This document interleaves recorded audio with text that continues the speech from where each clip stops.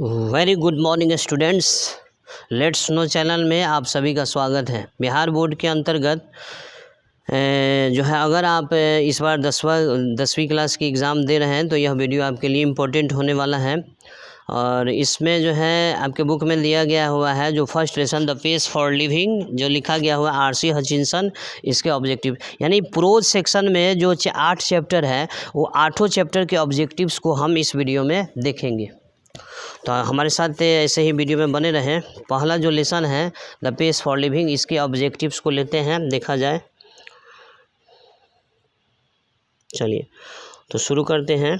The pace for living पहला है the pace for living is written by. The pace for living किसके द्वारा लिखा गया हुआ है? तो आर.सी. हचिंसन के द्वारा पहला lesson the pace for living लिखा गया हुआ। दूसरा है the pace for living the writer captures the agony of खाली हसान मैन, मॉडर्न मैन यहाँ लिखा जाएगा। यानी द पेस फॉर लिविंग जो चैप्टर है, इस चैप्टर में जो लेखक है कैप्चर्स करते हैं, वर्णन करते हैं the agony of modern man, आधुनिक मनुष्य के जो पीड़ा है उसके पीड़ा को का वर्णन करते हैं लेखक आर.सी. हचिंसन। तीसरा क्वेश्चन देखा जाए। तीसरा क्वेश्चन कहता है the main character in the play, नाटक का मुख्य पात्र विच द ऑथर सॉ, जिसे लेखक ने देखा था, वाज योर एंड खाली स्थान कॉर्न मर्चेंट, एल्डरली हो जाएगा। यानी नाटक का जो मुख्य पात्र था जिसे लेखक ने देखा था वह कौन था? तो एक बुजुर्ग अनाज का व्यापारी था। चौथा है द ऑथर एडमिट दैट, लेखक इस बात को मानते हैं कि द ऑथर एडमिट दैट, लेखक इस बात को मानते हैं कि the quick travel does not give the traveller, यानी तेज़ रफ्तार से जो यात्रा होता है वह यात्रियों को नहीं प्रदान करता है द रियल, खाली स्थान में प्लीजर लिखा जाएगा, the real pleaser of travel. यानी जो लेखक है इस बात को मानते हैं कि तेज़ रफ्तार से जो गति होता है, जो यात्रा होता है, वह यात्रियों को वास्तविक आनंद प्रदान नहीं करता है। नंबर 5 देखेंगे। नंबर 5 में कहता है slow thinkers have a disadvantage, यानी जो धीमी सोच रखने वाले लोग हैं उनका एक डिसएडवांटेज है, उनका एक नुकसान है, उनको एक परेशानी है। When it comes to earning a living, earning और यहाँ लिविंग लिखा जाए। अर्निंग और लिविंग का मतलब होता है जीविकोपार्जन। यानी जो धीमी सोच रखने वाले लोग हैं उन्हें कब परेशानी होती है? जब वे जीविकोपार्जन करने हैं, यानी जब वे जीवन में 2 पैसा कमाने का वक्त आता है तब उन्हें परेशानी का सामना करना पड़ता है। नंबर 6 देखा जाए। कहता है R C. Hutchinson was your and dash, क्या थे? British novelist. आर.सी. हचिंसन एक ब्रिटिश उपन्यासकार थे। नंबर 7 है where did author see a play in which a corn merchant was the chief character, लेखक ने नाटक कहाँ देखा था जिसका मुख्य पात्र एक बुजुर्ग अनाज का व्यापारी था? तो लेखक ने नाटक देखा था कहाँ? डबलिन में देखा था। कहाँ देखा था? डबलिन में। नंबर 8 देखा जाए। नंबर 8 कहता है who had the fantastic notion of spending €10 on A holiday, यानी छुट्टी के दिनों में 10 यूरो खर्च करने का अनोखा विचार किसका था? तो वाइफ ऑफ कॉर्न मर्चेंट, यानी अनाज के व्यापारी का। नंबर 9 कहता है who was cheating the corn merchant, अनाज के व्यापारी को धोखा कौन दे रहा था? तो हिज नेफ्यू, उसका भतीजा जो है अनाज के व्यापारी को धोखा दे रहा था। नंबर 10 को देखेंगे। नंबर 10 में कहा जा रहा है, number 10 who did not dislike the rapid movement of life, जीवन के तेज रफ्तार को कौन पसंद नहीं करता था? तो द ऑथर, यानी लेखक जो थे वे जीवन के तेज रफ्तार को पसंद नहीं करते थे। नंबर 11 है who did like fast travelling, तेज यात्रा, फास्ट ट्रेवलिंग यानी तेज गति से यात्रा को कौन पसंद करता था? तो सही जवाब हो जाएगा द ऑथर, यानी लेखक जो है पसंद करते थे। नंबर 12 कहता है विच word in the passage stands for worship, आपसे पूछा जा रहा है कि वर्शिप का जो मीनिंग होता है उस मीनिंग वाला शब्द, मतलब वही अर्थ रखने वाला शब्द चैप्टर में कौन सा शब्द इस्तेमाल किया गया है? चैप्टर में, पाठ में कौन सा शब्द इस्तेमाल किया गया है जिसका अर्थ होता है वर्शिप? तो वह वर्ड है अडोर, यानी सम्मान करना या पूजा करना। नंबर 13 को देखते हैं। कहता है which tribe did the author belong to, लेखक किस जाति के से संबंध रखने वाले थे? तो स्लो थिंकर्स, लेखक धीमी सोच रखने वाले व्यक्ति थे। 14 है how many girls were there in the film, film में कितनी लड़कियां थी? तो 3 लड़कियां थी।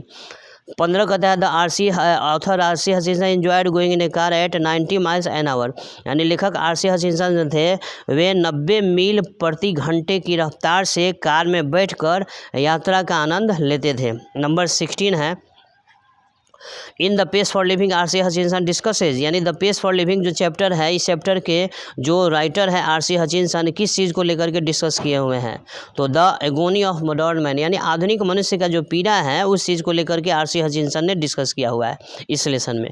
17 है इन द एसे, इस यह जो चैप्टर है द पेस फॉर लिविंग यह एक एसे है, तो द पेस फॉर लिविंग जो एसे है जो चैप्टर है द कॉर्न मर्चेंट इज, अनाज का व्यापारी क्या है, एन अनग्जियस मैन, एक अनग्जियस मैन है, यानी काफ़ी चिंता करने वाला, काफ़ी धीमी सोच रखने वाला व्यक्ति है। यह था नंबर 17। अगला लेसन लेते हैं, अगला चैप्टर 2 लेते हैं। दूसरा चैप्टर जो है आपके बुक में दिया हुआ है, देखिए दूसरा चैप्टर है me and the ecology beat, me and the ecology beat, जिसके लेखक है जॉन लेक्साउ। इसके जो है ऑब्जेक्टिव्स क्वेश्चन को हम लेते हैं। अब देखिए ऑब्जेक्टिव्स क्वेश्चन दूसरा लेसन के अंतर्गत ऑब्जेक्टिव्स क्वेश्चन को लेते हैं। देखिए दूसरा जो है ऑब्जेक्टिव्स क्वेश्चन देखा जाए तो कह रहा है who is the author of me and the ecology beat, me and और इकोलॉजी बीट जो चैप्टर है इसके लेखक कौन है, जॉन लेक्साउ। दूसरा it is hard to get people to work for, यानी लोगों से काम कराना कठिन है, तो it is hard to get people to work for, यानी कौन सा काम लोगों से कराना कठिन है, इकोलॉजी, यानी पारिस्थितिकी तंत्र के लिए लोगों से काम कराना कठिन होता है। नंबर 3 है what did the author do for environment, लेखक पर्यावरण के लिए क्या करते थे, तो फॉरेस्टेशन, लेखक जो है फॉरेस्टेशन का काम करते थे, वृक्षारोपण का काम करते थे इन्वायरमेंट के लिए, पर्यावरण के लिए। नंबर 4 कहता है to whom the author told, लेखक ने किससे कहा था दैट कि you should not burn the leaves, कि आपको पत्तियों को नहीं जलाना चाहिए, तो लेखक ने मिस्टर विलियम्स से कहा था कि आपको पत्तियों को नहीं जलाना चाहिए। नंबर 5 कहता है which route does the author follow, लेखक किस रास्ते पर चलते हैं, तो पेपर रूट पर चलते हैं, पेपर रूट, पेपर यानी अखबार बांटने वाला जो रूट होता है उस पर चलते हैं। नंबर 6 का है what according to the author, लेखक के अनुसार what is good for garden, garden के लिए अच्छा क्या होता है, तो what according to the author is good for garden, लेखक के अनुसार गार्डन के लिए अच्छा क्या होता है, कंपोस्ट, यानी जो गांव घर में बनने वाला जो जैविक खाद होता है वह गार्डन के लिए अच्छा होता है। नंबर 7 है नंबर 7 देखा जाए what type of pollution is created by compost according to mister Williams, mister Williams के अनुसार जो है what is type of pollution, compost के द्वारा किस प्रकार का पॉल्यूशन उत्पन्न होता है, किस प्रकार का प्रदूषण उत्पन्न होता है, तो नोज पॉल्यूशन, यानी नोज पॉल्यूशन सही जवाब है। नंबर 9 कहता है इन द लेसन, इस लेसन में the narrator talks about,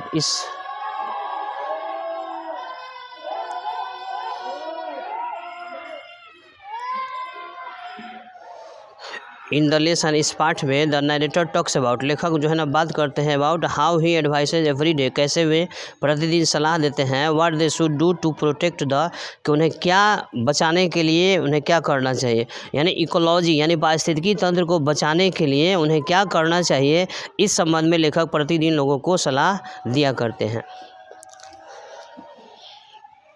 number 9 देखा जाए, नंबर 9 में क्या कहा जा रहा है, नंबर 9 तो देखिए which word in the story is non age fill, आपसे सीधा सा क्वेश्चन पूछा जा रहा है कि स्टोरी में कौन सा शब्द आया है जिसका फील्ड का जो है ना वह क्या कहें साइनोनिम्स हो, यानी कि फील्ड का जो अर्थ होता है वही अर्थ रखने वाला शब्द कहानी में कौन सा शब्द आया है, तो वह शब्द है गार्बेज। गार्बेज मतलब कूड़ा कचरा होता है और फील्ड का भी मतलब कूड़ा कचरा होता है। नंबर 3 कहता है where was Mrs Green a piling newspapers, श्रीमती ग्रीन ने जो है ना न्यूज़पेपर को कहाँ इकट्ठा कर रही थी, तो next to her garbage bag, यानी कचरा उठाने वाला जो कचरा को रखने वाला जो थैला था उसके बगल में जो है मिस ग्रीन ने न्यूज़पेपर्स के ढेर को इकट्ठा कर रही थी। नंबर 11 है, नंबर 11 कहता है what does mister Williams actually mean to say to Jim, mister Williams के वास्तव में कहने का क्या मतलब है, मिस्टर विलियम्स ने जो जिम से कुछ कहा था उसके कहने का क्या मतलब है? तो compost smells of the whole street, यानी जो खाद होता है वह समूचे गांव में, समूचे गली में दुर्गंध फैलाते रहता है। नंबर 12 है the narrator told mister Williams, narrator ने, लेखक ने मिस्टर विलियम्स से कहा था नॉट टू बर्न लीव्स, पत्तियों को नहीं जलाइए, एज, क्योंकि इट इज़, यहाँ लिखा जाएगा बैड, क्योंकि it is bad for the air and ecology, क्योंकि यह हवा और पारिस्थितिकी दोनों के लिए बुरा होता है। नंबर 13 कहता है, नंबर 13 में देखा जाए, Jim asked Mrs Greene to keep the old newspapers, Jim ने मिसेज ग्रीने से कहा था कि पुराने न्यूज़पेपर को बचाकर रखिए, फॉर, किसके लिए? द स्कूल गोइंग चिल्ड्रेन के लिए पुराने न्यूज़पेपर को बचा करके रखिए। हु, यहाँ लिखा जाएगा कलेक्टेड, हु कलेक्टेड देम, जो उनको इकट्ठा करने का काम किया करते थे। नंबर 14 है gym told mister Johnson, gym ने मिस्टर जॉनसन से कहा था कि इट वुड रिड्यूस पॉल्यूशन, यहाँ लिखा जाएगा रिड्यूस पॉल्यूशन, कि यह पॉल्यूशन को कम करता है, एंड सेव इकोलॉजी, पारिस्थितिकी को भी यह बचाता है। If he did not use his car for travelling to short distance, यानी कम दूरी की यात्रा के लिए यदि वे कार का इस्तेमाल नहीं करते हैं तो इससे इकोलॉजी का भी बचत होता है और इससे जो है ना मतलब पॉल्यूशन भी कम होता है, प्रदूषण भी कम होता है। नंबर 15 है, नंबर 15 कहता है Jim's mother told him that, Jim की माँ ने उसे कहा था कि ही यूज्ड अप, यहाँ जाएगा इलेक्ट्रिसिटी, ही यूज्ड अप इलेक्ट्रिसिटी, वह बिजली का इस्तेमाल किया करता है by watching television all the time, यानी जिम की माँ ने जिम से कहा था कि दिन भर तुम टेलीविज़न को देखने में इस बिजली का इस्तेमाल किया करते हो। अगला लेसन लेते हैं, अगला लेसन होगा नंबर 3 गिल्लू, जो इम्पोर्टेंट चैप्टर होगा, और हम चाहेंगे कि आप इस लेसन के जो है ना मतलब क्वेश्चन आंसर को भी याद कर ले, देख ले, अगर जो है देखा जाए, अगर आप इच्छुक हो इससे रिलेटेड। चलिए हम ऑब्जेक्टिव को ही लेकर के चल रहे हैं। गिल्लू जिसका लेखिका है महादेवी वर्मा, इसके ऑब्जेक्टिव्स को लेते हैं। देखा जाए यहाँ ऑब्जेक्टिव्स क्वेश्चन है। Question number 1, what was the favourite food of Gillu, Gillu का प्रिय भोजन क्या था? काजू। दूसरा है what the narrator set down when the narrator set down to write, जब लेखिका लिखने को बैठती थी Gillu wanted to catch her attention, तो गिल्लू जो था लेखिका के ध्यान को अपनी ओर आकर्षित करने का कोशिश करता था, आकर्षित करना चाहता था। नंबर 3 है एवरीवन टोल्ड द नरेटर, हर किसी ने लेखिका से कहा था दैट की द स्क्विरल वुड नॉट, यहाँ लिखा जाएगा लीव या सर्वाइव, यानी लेखिका से हर किसी ने कहा था कि जो गिलहरी है वुड नॉट लीव, वह जीवित नहीं बच पाएगा after being attacked so badly by the crows, यानी कौवे जो एक जोड़ा कौवे थे उसके द्वारा इतना अधिक प्रहार किया गया हुआ है, इस वजह से गिलहरी जो है ना नहीं बच सकता है, ऐसा हर किसी ने लेखिका से कहा था। नंबर 4 कहता है, नंबर 4 देखा जाए, Gillu is about true friendship between a human being and your an खालिस्तान एनिमल, गिल्लू जो है ना यह चैप्टर जो है एक सच्ची दोस्ती के बारे में है, इंसान और जानवर के बीच सच्ची दोस्ती के बारे में यह कहानी है चैप्टर गिल्लू। नंबर 5 को देखेंगे। नंबर 5 में क्या कहा जा रहा है? Number 5, in the story Gillu नामक कहानी में the narrator cleaned the wounds of the baby squirrel, लेखिका जो थी वह गिलहरी के बच्चे के घाव को साफ कर दी थी, एंड अप्लाइड पेंसिलिन, कौन सा मलहम लगा दी थी? पेंसिलिन नामक मलहम लगा दी थी। 6 number, in the essay Gillu नामक एसे में the narrator found an injured baby squirrel, लेखिका को जो है ना लेखिका एक गिलहरी के बच्चे को, घायल गिलहरी के बच्चे को घायल गिलहरी का बच्चा उनको मिला हुआ था, कहाँ पर? इन हर बरामदा, अपने बरामदे में। नंबर 7 है how many wound did the squirrel have, यानी गिलहरी के शरीर पर कितने घाव थे? 2 वुंड्स थे, 2 घाव थे, 2 जख्म थे। नंबर 8 है Mahadevi Verma was born in, Mahadevi Verma का जन्म कब हुआ था? तो 1907 ईस्वी में महादेवी वर्मा का जन्म हुआ था। नंबर 9 कहता है squirrels have a life span of barely dash years 2 years, यानी जो गिलहरी होता है उसका जीवन बड़ी मुश्किल से 2 वर्षों का होता है। नंबर 10 है everyone would offer the baby squirrel, हर कोई व्यक्ति जो था वह गिल्लू को खाने को देता था। क्या खाने को देता था? काजू। नंबर 11 देखा जाए, नंबर 11 कहता है what was a common name of Gillu, Gillu का कॉमन नाम क्या था, तो गिल्लू का कॉमन नाम क्या होता है, गिलहरी। नंबर 12 है which of the following name was given to the squirrel, यानी गिलहरी को मतलब निम्नलिखित में से कौन सा नाम गिलहरी को दिया गया था, तो गिल्लू नाम दिया गया था। नंबर 13 कहता है Mahadevi Verma died in the year 1987, Mahadevi Verma की मृत्यु कब हुई थी, तो 1987 ईस्वी में महादेवी वर्मा की मृत्यु हुई थी। नंबर 14 है Gillu was buried under the Sonjuhi creeper, Gillu को सोनजूही क्रीपर, सोनजूही जो पौधा होता है लतड़ने वाला, उसके नीचे दफन कर दिया गया था because he loved it most, क्योंकि वह उसे बहुत पसंद करता था। Number 15 who has written Gillu, Gillu chapter को किसने लिखा है, तो महादेवी वर्मा द्वारा लिखा गया हुआ है। कौन सा चैप्टर, गिल्लू। नंबर 16 को देखा जाए, नंबर 16 में क्या कहा जा रहा है, नंबर 16 में क्या कहा जा रहा है देखा जाए, Mahadevi Verma was an dash poetess, Mahadevi Verma एक इंडियन, यहाँ लिखा जाएगा इंडियन पोएटेस थी, भारतीय कवयित्री थी। नंबर 17 है to which game does the writer compare, किस खेल के साथ लेखिका तुलना करती है, द क्रोज प्ले, यानी कवि के किस खेल के साथ लेखिका जो है ना तुलना करती है, तो टू हाइड एंड सीक, यानी लुका छिपी के खेल के साथ तुलना करती है। 18 है Gillu was the name of a squirrel, यहाँ स्क्विरल लिखा जाएगा, गिल्लू किसका नाम था, तो गिल्लू जो है गिलहरी के बच्चे का नाम था गिल्लू। अगले लेसन में चलते हैं, लेसन नंबर 4। चूँकि हम सारे लेसन को, सारे प्रो सेक्शन वाले ऑब्जेक्टिव्स को ले रहे हैं, तो हम चाहेंगे कि आप थोड़ा सा तेज़ में इसी रफ्तार से जो है हम बने रहें, तेज़ रफ्तार से हम पढ़ रहे हैं, ताकि जो है एक वीडियो में आपका सारा ऑब्जेक्टिव्स प्रो सेक्शन का हो जाए। पोइट्री के लिए हम दूसरा जो है वीडियो बनाए हुए हैं, उसको भी आप लोग देख लेंगे। तो अगला लेसन है what is wrong with Indian cinema, Indian films, भारतीय सिनेमा में गलत क्या है, इसके लेखक है सत्यजीत राय। इसके ऑब्जेक्टिव्स को लेते हैं। देखिए पहला क्वेश्चन है what is wrong with Indian film has been written by, what is wrong with Indian films, इस फिल्म के इस चैप्टर के लेखक कौन है, तो सत्यजीत राय। दूसरा है सत्यजीत राय वाज बॉर्न ऑन, सत्यजीत राय का जन्म कब हुआ था, तो 2 मई 1921 ईस्वी को। तीसरा है which films were produced by Satyajit Ray, कौन सा निम्नलिखित में से कौन सा फिल्म जो है सत्यजीत राय के निर्देशन में हुआ था, पादर पांचाली, अपराजितो, चारुलता, शतरंज के खिलाड़ी, ऑल। तो ये सारे ऑल पर चले जाएंगे, ये सारी फिल्में जो है ना सत्यजीत राय के प्रोडक्शन में बना हुआ है। नंबर 4 है, नंबर 4 देखा जाए, नंबर 4 में कहा जा रहा है in which international film festival Satyajit Ray won awards, यानी in which international film festival, किस अंतर्राष्ट्रीय फिल्म फेस्टिवल के दौरान सत्यजीत राय को अवार्ड मिला था, वेनिस या कैंस या बर्लिन या ऑल, तो ऑल पर चले जाएंगे। यानी वेनिस, कैंस और बर्लिन, ये सारे इंटरनेशनल फेस्टिवल के दौरान जो है सत्यजीत राय को अवार्ड्स मिला हुआ था। नंबर 5 कहता है राय यूज टू कंपोज, यहाँ खाली स्थान है, म्यूजिक लिखा जाएगा, compose music for his own films, यानी सत्यजीत राय जो थे वे अपने फिल्मों के लिए खुद म्यूजिक को कंपोज किया करते थे। नंबर 6 है, नंबर 6 कहा जा रहा है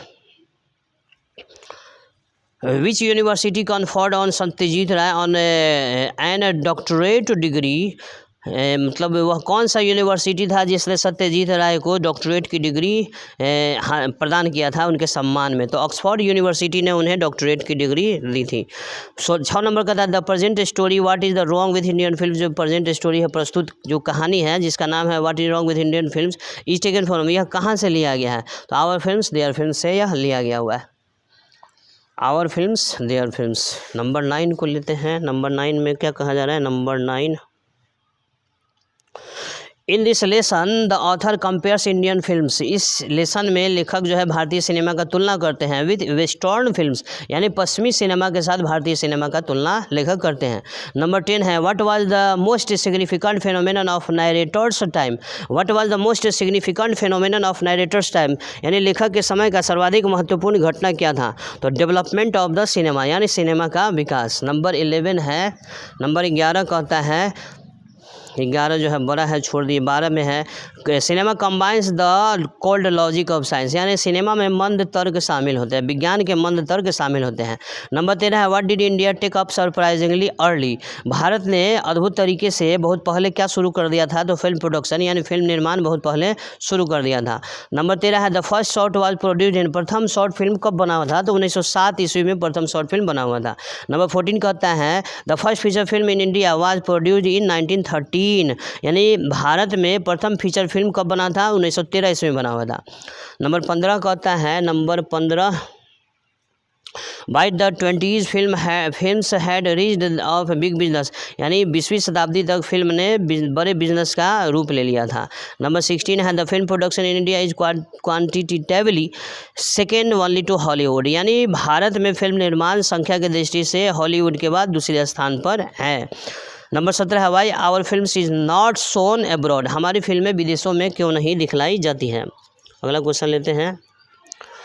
अगला क्वेश्चन तो देखा जाए डियर स्टूडेंट्स, नंबर 18 में कहता है no doubt this lack of maturity can be attributed to several factors. इसमें कोई संदेह वाली बात नहीं है कि परिपक्वता की यह जो कमी है इसका कारण क्या है? सेवरल फैक्टर, इसके बहुत सारे कारण बतलाए जा सकते हैं। नंबर 19 कहता है the technician will blame the tools जो तकनीकी लोग हैं वे औजार के ऊपर दोष लगाते हैं। नंबर 20 है Indian music is largely improvisational in nature यानी भारतीय जो संगीत है वह लार्जली काफ़ी हद तक इम्प्रोवाइजनल है यानी अस्थायी है। नंबर 21 है द एनालॉगी विथ म्यूजिक संगीत के साथ समानता फेल्ड इन आवर केस हमारे मामले में संगीत के साथ समानता जो है ना असफल रहा है।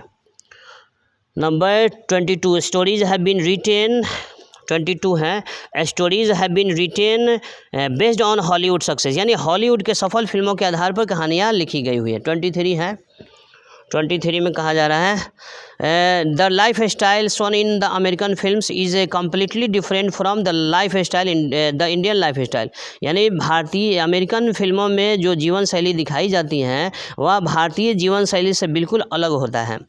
24 आफ्टर ऑल आखिरकार वी डू पजेस यहाँ पजेस लिखा जाएगा we do possess the primary tools of film making आखिरकार हम लोगों के पास भी फिल्म निर्माण के प्राथमिक उपकरण हैं। 25 है 25 देखा जाए the majority of our films are replete visual dissonances यहाँ मेजॉरिटी लिखा जाएगा यानी हमारी अधिकांश फिल्में जो है ना भरी हुई हैं विजुअल डिसोनेंसेज से अस्थिरता से भरी हुई हैं। इसको छोड़े। Number 27 the raw material of cinema is a life itself यानी सिनेमा का कच्चा माल है क्या? खुद जीवन। 28 को देखें यहाँ है 28 who has only to keep his eyes open केवल उन्हें यानी किसको जो है केवल अपनी आँखों को खुला रखना है तो फिल्म मेकर्स यानी फिल्म बनाने वाले लोगों को अपनी आँखों को केवल खुला रखना है। तो यूं ही बने रहें मेरे साथ। अभी हम 4 लेसन पर थे 5वां लेसन पर चल रहे हैं। 5वां लेसन देखिए 5वां लेसन है आपके बुक में एक्सेप्टेंस स्पीच जो है 5वां लेसन है एक्सेप्टेंस स्पीच जो एक्सेप्टेंस स्पीच है आंग सांग सुकी जो है इसके राइटर हैं। इसके ऑब्जेक्टिव्स को लेते हैं, लीजिए देखिए जाए। पहला क्वेश्चन है who is the author of the article acceptance speech. Acceptance speech जो कि आर्टिकल है इसके लेखक कौन है? तो आंग सांग सुकी। दूसरा है व्हेन वाज आंग सांग सुकी बॉर्न। आंग सांग सुकी का जन्म कब हुआ था? 19 जून 1945 19 जून 1945 को आंग सांग सुकी का जन्म हुआ था। नंबर तीसरा है what is the name of political party headed by आंग सांग सुकी यानी जिस राजनीतिक पार्टी की हेड आंग सांग सुकी थी उस पार्टी का नाम क्या था? National League for Democracy. क्या नाम था? National League for Democracy. Number 4 which prize did she win for freedom of thought. Freedom of thought के लिए उन्हें कौन सा पुरस्कार दिया गया था? तो Rafto prize and Sakharov prize. Number 5 है the Nobel peace prize was given to Suu Kyi. Nobel peace prize शांति के लिए नोबेल पुरस्कार आंग सांग सुकी को दिया गया था कब? इन 1991 1991 ईस्वी में उन्हें दिया गया था। नंबर 6 है आंग सांग सुकी was fighting for democracy in Burma. Democracy यहाँ लिखा जाएगा। आंग सांग सुकी was fighting for democracy in Burma यानी आंग सांग सुकी बर्मा में लोकतंत्र के लिए लड़ रही थी। नंबर 7 है Aung San Suu Kyi's struggle was for a democratic Burma यानी आंग सांग सुकी का संघर्ष जो था एक लोकतांत्रिक बर्मा के लिए था। नंबर 8 है विच प्राइजेज वर अवार्डेड टू सुकी यानी सुकी को आंग सांग सुकी को कौन सा पुरस्कार दिया गया था? Rafto Sakharov and Nobel peace prize. Number 9 जो है देखिए क्या कह रहा है। नंबर 9 में है आंग सांग सुकी is a pro democracy activist है, यानी आंग सान सू की एक लोकतांत्रिक कार्यकर्ता है। नंबर 10 है आंग सान सू की is a famous Burmese politician. आंग सान सू की बर्मा की एक प्रसिद्ध राजनीतिज्ञ है। नंबर 11 है who received the Nobel peace prize awarded to Aung San Suu Kyi. तो सही जवाब है son Alexander Aris. Who received Nobel peace prize, यानी नोबेल प्राइज शांति के लिए नोबेल पुरस्कार कौन प्राप्त किया था? आंग सान सू की award to Aung San Suu की, यानी आंग सान सू की ओर से नोबेल शांति पुरस्कार किसने प्राप्त किया था? तो उनका बेटा अलेक्जेंडर एरिस ने। नंबर 12 देखा जाए, नंबर 12 में क्या कहा जा रहा है? नंबर 12 देखिए 12 number who deliver the acceptance speech. Acceptance speech नामक भाषण को किसने दिया था? अलेक्जेंडर एरिस ने। Number 13 acceptance speech was delivered on, यानी एक्सेप्टेंस स्पीच नामक भाषण कब दिया गया था? तो दिसंबर 10 1991, 10 दिसंबर 1991 ईस्वी को एक्सेप्टेंस स्पीच नामक भाषण दिया गया था। नंबर 14 है Burmese a long struggle is for, यानी बर्मा का लंबा संघर्ष किसके लिए है? पीस, फ्रीडम और डेमोक्रेसी। नंबर 15 है एंड नो वन, नंबर 15 कहता है and no one must underestimate यानी कम करके आंकना, प्लाइट मतलब दुर्दशा। And no one must underestimate that plight, किसी को भी उस दुर्दशा को कम करके नहीं आंकना चाहिए। नंबर 16 कहता है a person who lives in a monastery, एक व्यक्ति जो मठ में रहता है, डज नॉट हैव पोजीशन, जिसके पास धन दौलत नहीं होता है, उसे क्या कहा जाता है? मंक, उसे साधु सन्यासी कहा जाता है।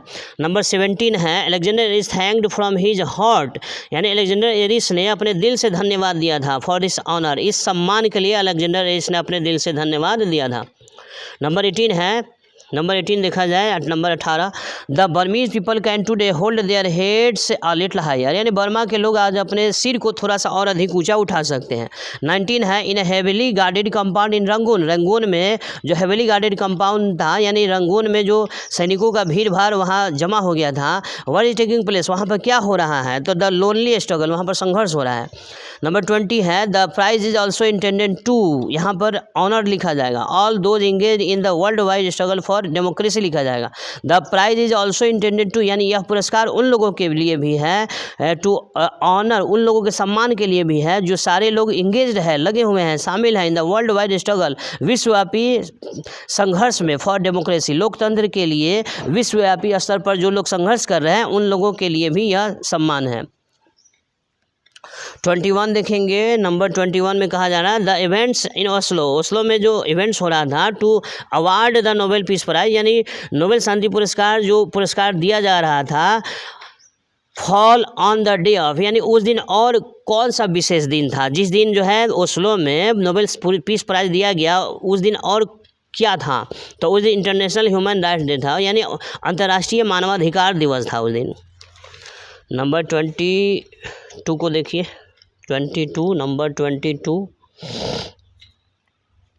कहा जा रहा है मिस्टर चेयरमैन, अध्यक्ष महोदय, द होल इंटरनेशनल कम्युनिटी, यानी कि संपूर्ण अंतर्राष्ट्रीय समुदाय ने has uploaded the choice of your committee, ने आपके समिति के चुनाव की प्रशंसा की है। 23 the United Nations have passed A unanimous, यहाँ यूनानिमस लिखा जाएगा, एंड हिस्टोरिक रेजोल्यूशन, यानी यूनाइटेड नेशन ने, संयुक्त राष्ट्र ने पारित किया है, एक अद्वितीय ऐतिहासिक प्रस्ताव को पारित किया है। 24 Javier Perez de Cuellar was the secretary general of United Nation, यानी उस समय जेवियर पेराज डी क्यूआर जो थे वे यूनाइटेड नेशन के क्या थे? सेक्रेटरी जनरल थे, महासचिव थे। अब इसको छोड़ दे, 26 को देखते हैं, चूँकि हम एक ही वीडियो में सारे क्वेश्चन को ले रहे हैं। Humanity can no longer be tragically bound to the starless midnight of racism and war. Humanity can no longer be tragically bound to the starless midnight of racism, यहाँ racism लिखा जाएगा, वार।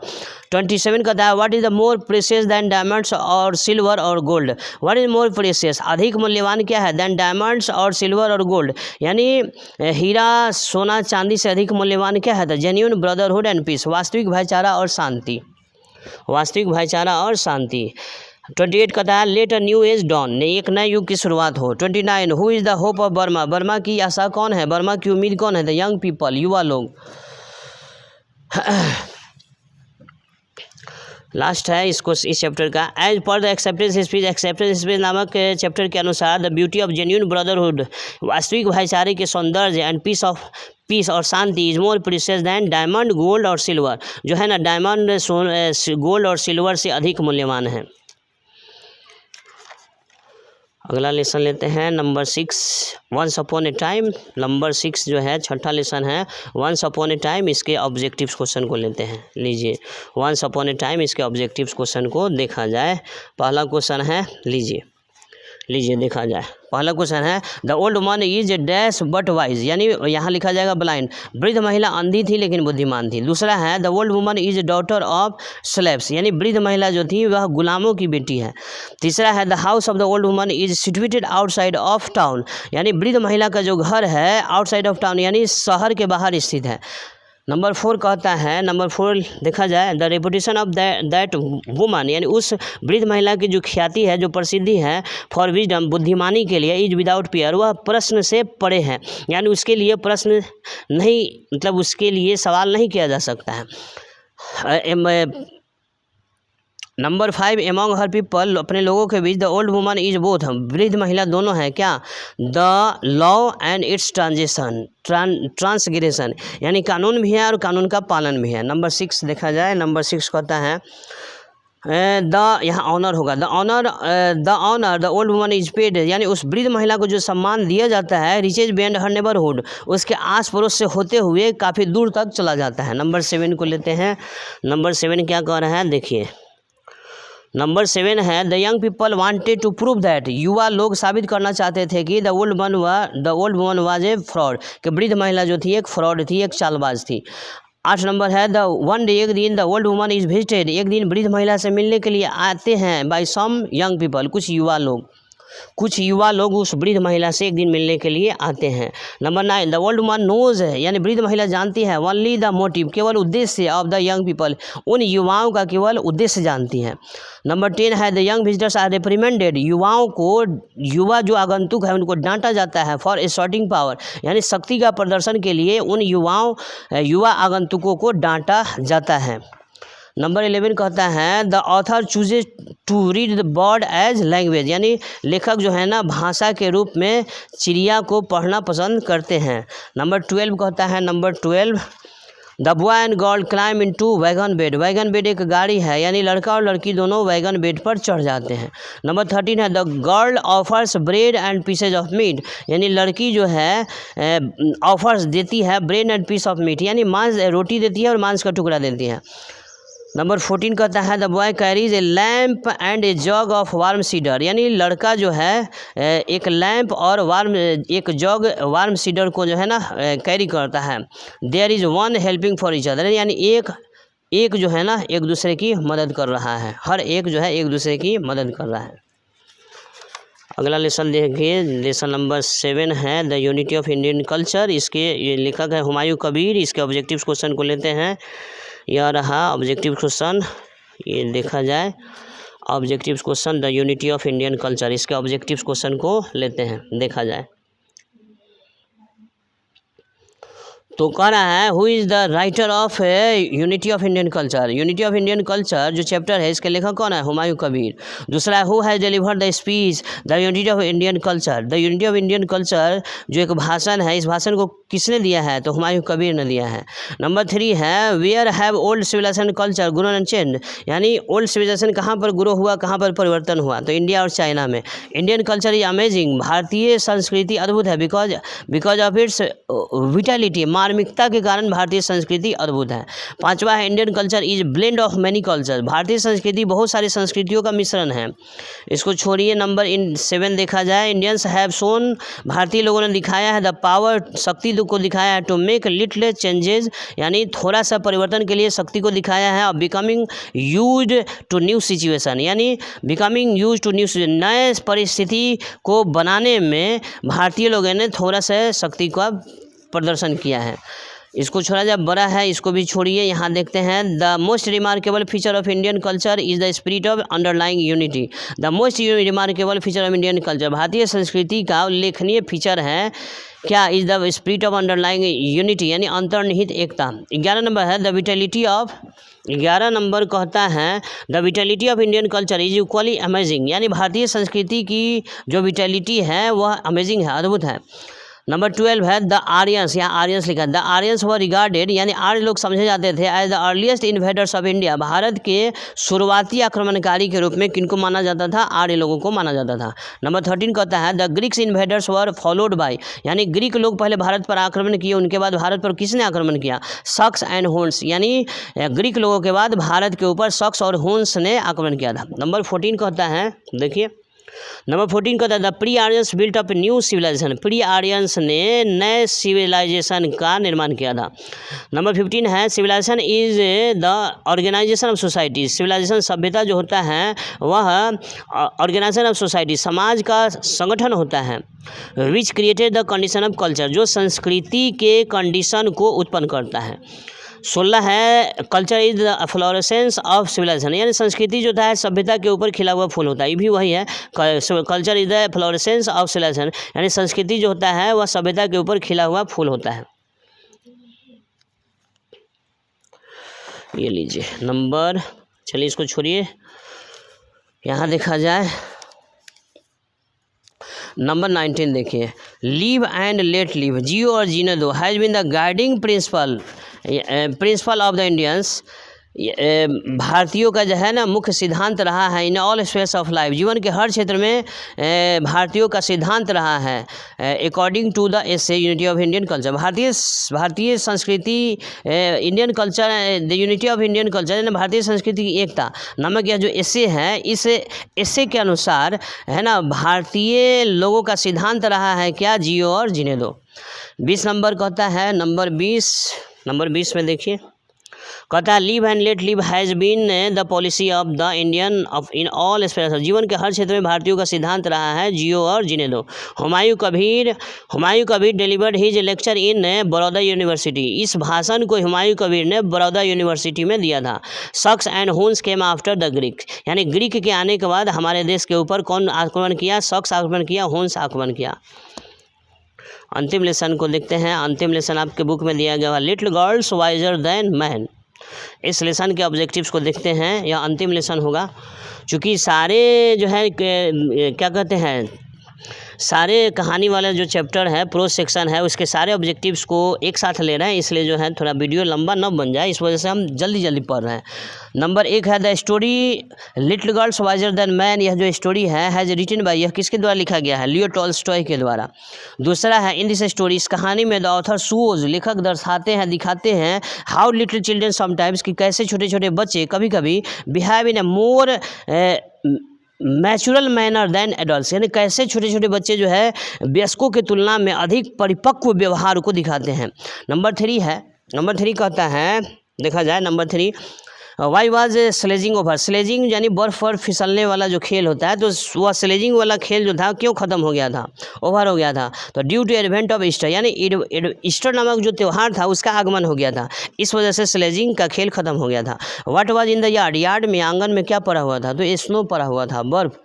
अगला है where did the two little girls meet, दो छोटी छोटी लड़कियां कहाँ मिली थी? In a lane between two home estates, दो बड़े बड़े घरों के बीच, मतलब गली में दो बड़े घरों के बीच जो गली था, उस गली में दो छोटी लड़कियां मिली हुई थी। हु हैड ड्रेस्ड देम, उनको पोशाक किसने पहनाया था? तो देयर मदर, उनकी माँ ने जो है उन लोगों को पोशाक पहनाया था। What was the colour of Malasha's dress, Malasha के ड्रेस का रंग क्या था? तो ब्लू फ्रॉक। नंबर 8 देखिए क्या कह रहा है। Number 8, who dress did Akulya wear, what dress did Akulya wear, Akulya कौन सा पोशाक पहनी हुई थी? तो a frock with yellow print, यानी पीले प्रिंट वाला एक फ्रॉक पहनी हुई थी, कौन? अकुल्या। बोथ द, नंबर 9 है both the girls in the story, कहानी में दोनों लड़कियाँ, little girls visor then man नामक कहानी में दोनों लड़कियाँ हैड रेड हैंडकरचीफ, यानी उनके जो है ना सिर पर लाल रंग का कपड़ा बंधा हुआ था। नंबर 10 है नंबर 10 कहता है why were the two girls dressed in new cloth, दोनों लड़कियां नए पोशाक क्यों पहनी हुई थी? तो they had gone to church, वे लोग चर्च गए हुए थे। नंबर 11 है one girl was very small, एक लड़की बहुत छोटी थी। The other a little bigger, दूसरी वाली जो है थोड़ी बड़ी थी। Number 12 what did Akulya suggest Malasha, Akulya ने मलासा को क्या सुझाव दिया था? Before stepping in to the puddle, कीचड़ में उतरने से पहले अकुल्या ने मलासा से क्या कहा था? तो कहा था to take off shoes and stockings, यानी अपना जूता मोजा निकाल लो। नंबर 13 है ये till where did water reach, पानी कहाँ तक पहुँच रहा था? द मलासाज एंकल, मलासा के टखने तक पानी पहुँच रहा था। नंबर 14 देखा जाए, it is deep Akulya I am afraid who said, यानी किसने कहा था? It is deep Akulya I am afraid, यह बात किसने कहा था? Malasha. Who splashed water on Akulya's frock, Akulya के फ्रॉक पर पानी का छींटा किसने पड़ा दिया था? मलासा ने। नंबर 16 कहता है अकुलियाज मदर सॉ, अकुल्या की माँ देखी थी दैट की हर डॉटर्स स्कॉट वाज स्प्लैश्ड, क्या नहीं उसकी बेटी का जो स्कॉट था उस पर पानी का छींटा यानी कीचड़ पड़ गया था। नंबर 17 कहता है, नंबर 17 देखा जाए, why was Akulia's mother angry, Akulya की माँ नाराज क्यों थी? Because her daughter's frock became dirty, क्योंकि उसकी बेटी का जो फ्रॉक था वो गंदा हो गया था। अकुलियाज मदर सीड मलासा, यहाँ अकुल्या की माँ किसको पकड़ ली थी? मलासा को।